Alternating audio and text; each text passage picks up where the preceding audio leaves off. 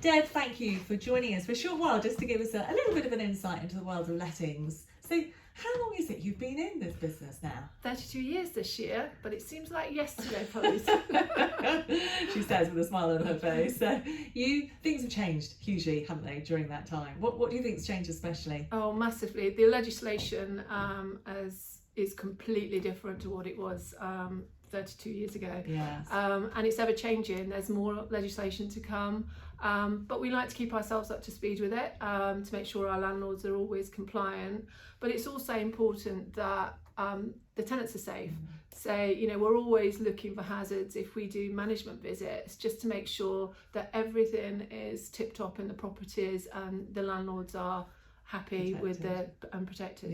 Yes, absolutely. And with prospective landlords, there are a lot more people who are thinking about investing in property. How do you help people achieve that? I love helping the investors. They generally come to us. They may be time poor and don't have time to source the properties, so we actually do that for them. They give me a budget.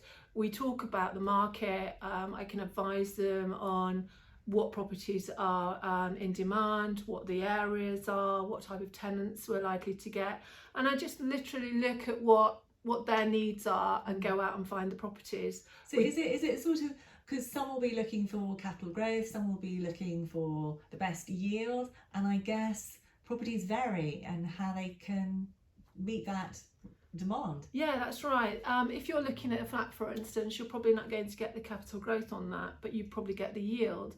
If you're looking for a larger property, a house, then you're probably going to get the capital growth and a smaller yield. So it really depends on what's important to the investor. So understanding that is really key to being able to achieve that. And it's not necessarily properties that are being sold by DOMVS, but it's potentially you'll look at properties being sold by anybody else in order to assess. Yeah, we look at the marketplace, and I've got the brief, so I know what we're looking for, and I check every day to see what new properties have come on the market and let the investors know, and then we can book viewings if there's something that they're interested in, and we'll attend with them. Yeah, and from a real practical point of view, I can remember once you were saying how much your father helped in terms of understanding how properties worked, because he was in the building trade, wasn't he? He was, yes. Yeah. So I grew up with knowledge, if you like, of the building trade.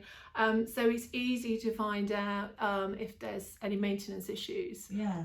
Because my dad was very hands-on. So, when the tenant phones up and they've got a problem, we fault diagnose, if you like. Yes. We try and find everything before we get the contractor out, because obviously we don't want to waste money on getting someone out when it's not needed. Yes, a very useful insight, no doubt. It is. So what with looking after investors and looking after tenants and looking after landlords, no 2 days can ever be the same. It's never the same. It's never dull in lettings. There's always something.